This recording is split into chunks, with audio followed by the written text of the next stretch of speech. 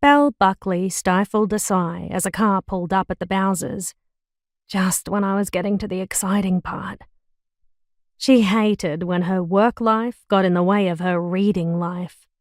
The latest book in Alison Gatsby's Lexington Millionaires series had finally come out, and Belle was desperate to start reading it.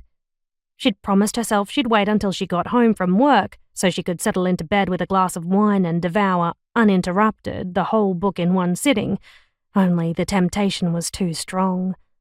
Like the jawline of Jax Lexington, who posed shirtless on the front cover, lazily resting one hip against the side of a very expensive sports car, a pair of dark sunglasses resting low on his perfect Roman nose as he stared straight into her soul. "Belle, I ain't got all day," an impatient voice bellowed from outside, snapping her out of her daydream in an instant as she quickly hit the button to activate the pump. She gave one last, disheartened glance at the cover and slid the book under the front counter. She pushed her thick-rimmed glasses back up her nose as she waited for Bill Matheson to finish filling up his battered old ute.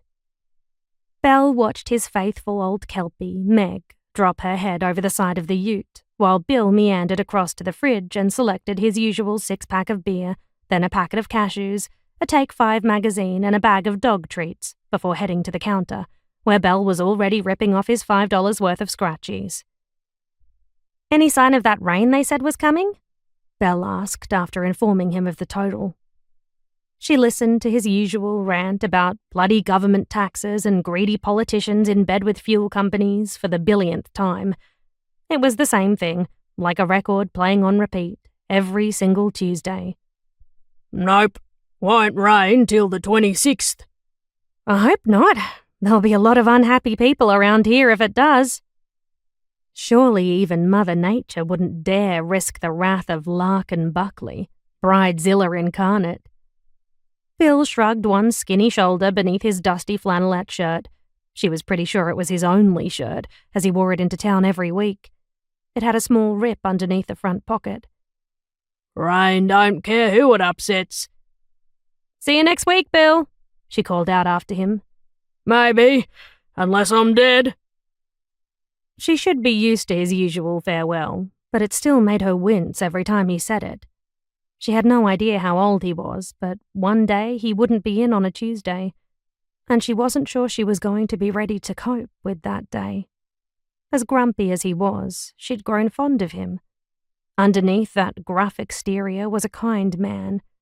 He never left his farm without Meg and always bought her treats, and after he stopped in to get his fuel, he would drop in at the nursing home to sit with his former neighbour, Mary, who had gone into care 12 months earlier. He always made sure to bring her a Take 5 magazine so she could do her puzzles. Belle listened to the ute drive away and heard her phone ping. "I hope you're all wearing your shoes in." She groaned and reached for her book, only for the door to open and set off the jingle of bells. She placed the book on the counter with exaggerated patience. Couldn't she get just 1 minute of peace and quiet? "And no lollipops. I need to talk to Aunt Belle for a minute." Belle's irritation passed, and she smiled at the woman and toddler who entered. Then she walked around the counter, snagging a wrapped lollipop from its jar and slipping it into the little girl's hand. "Shh," she said with an exaggerated wink, getting a conspiratorial nod in return.